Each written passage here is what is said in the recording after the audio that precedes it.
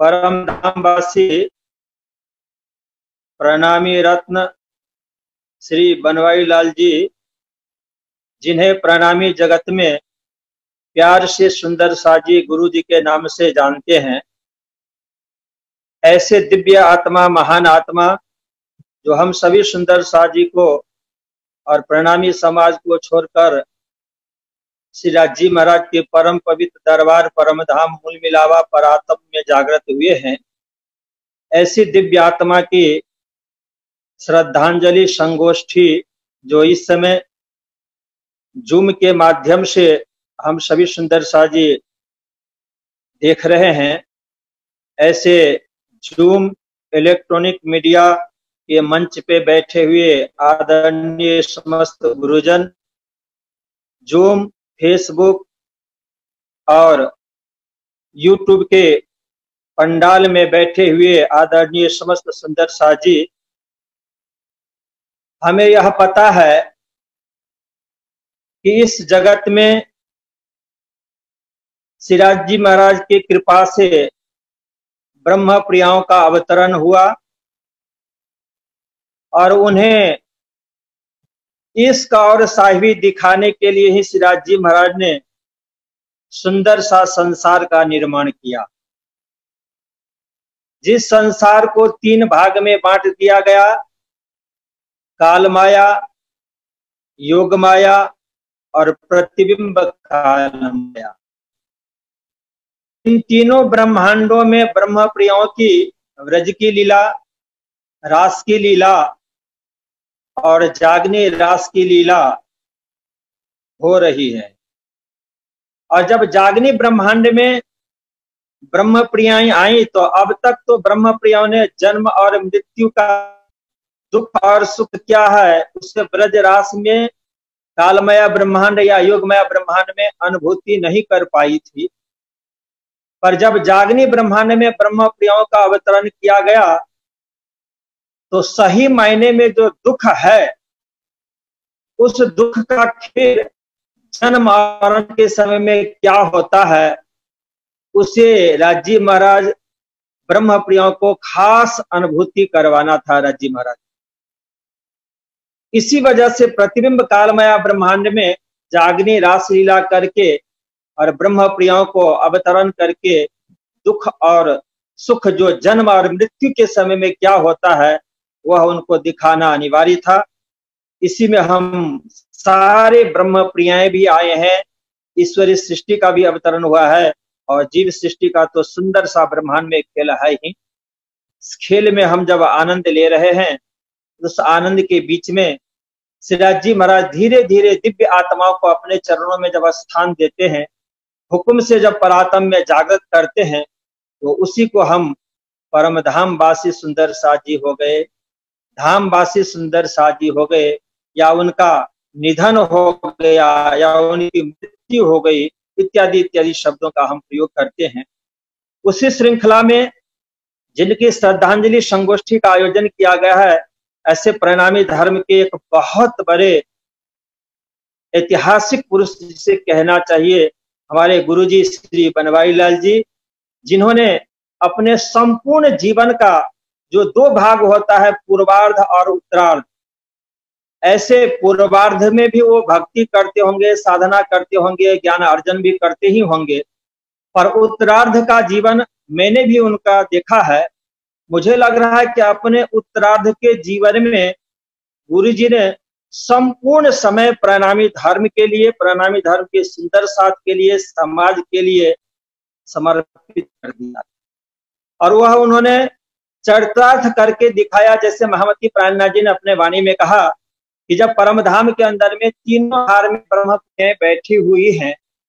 और उस समय राजी महाराज ने सबसे कहा कि रेजी आप खेल देखने के लिए तैयार हो, और खेल का सारा कुछ विवरण करके जब आपने सुना दिया था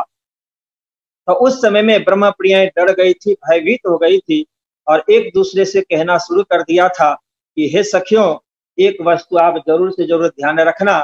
कि मैं भूलूं तो तू मुझे पल में दीजिए बताए, तू भूले तो मैं तुझे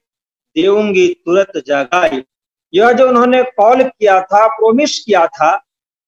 कि इस दुनिया के अंदर में आने के बाद एक वस्तु खास हम सभी ब्रह्म प्रियों को ध्यान में रखना है कि मैं भूलूं तो तू मुझे पल में दीजिए बताए, यदि मैं भूल जाऊं तो आप एक क्षण भी देर मत करना और मुझे आप बता देना, और यदि आप भूलते हो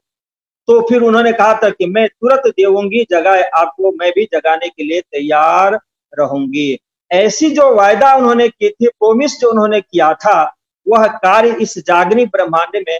तारतम्य ज्ञान के द्वारा संभव है। हालांकि जब हम तारतम्य ज्ञान को चिंतन करते हैं, मनन करते हैं, तो हमें उसमें बहुत सारी धाराएं दिखती है। उनमें जो प्रमुख है, जिसमें प्रमुख है भक्ति की धारा, सेवा की धारा और ज्ञान की धारा। और हमें यहाँ इन तीनों धाराओं में से प्रमुख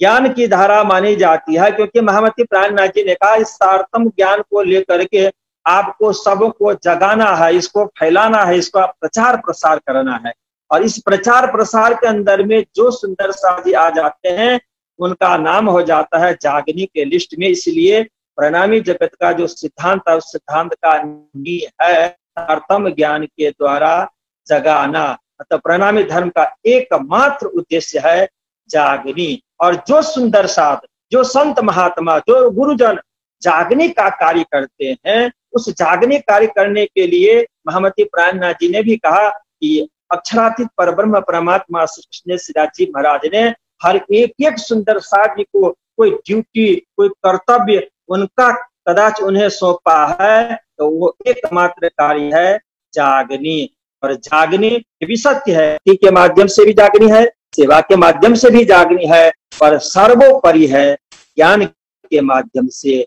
इसलिए महामती प्राणनाथ जी ने भी कहा कि आप कहियो अपने साथ को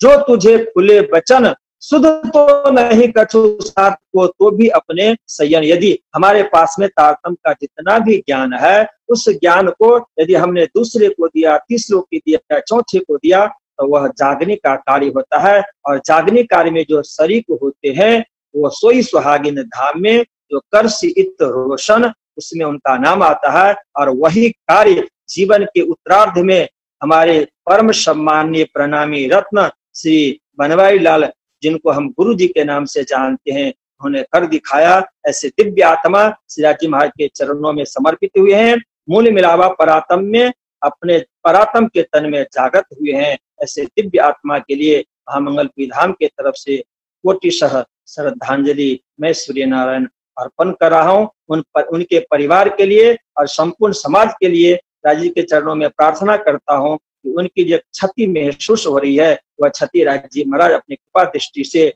पूर्ण करते रहे। उनके परिवार जनों को उनके वियोग दान करने की शक्ति दे। सभी सुंदर साजी को प्रणाम। सोई सुहागन धाम में जो करसीत रोशन, परम धाम की सुहागन गुरुजी बनवारी लाल। मैं भी अध्यापक, वो भी अध्यापक। 50 वर्षों तक मैं उनके साथ करनाल में उनकी प्रेरणा से काम कर सका। और मेरी प्रार्थना श्री 108 टैल किशोर महाश्री भद्रावतीपुर धाम भरोड़ा, आप अपनी श्रद्धांजलि प्रस्तुत करें। गुरु कंचन गुरु पारस गुरु चंदन परमान, तुम सतगुरु दीपक भयो कियो मोहे आप समान। आज स्वनाम धन्य परम आदरणीय परम धाम वासी मास्टर श्री बनवारी लाल जी प्रणामी, जिनका उपनाम गुरुजी है, उनकी श्रद्धांजलि सभा में पधारे हुए सभी गुरुजन और आत्मीय सभी सुंदर साथ को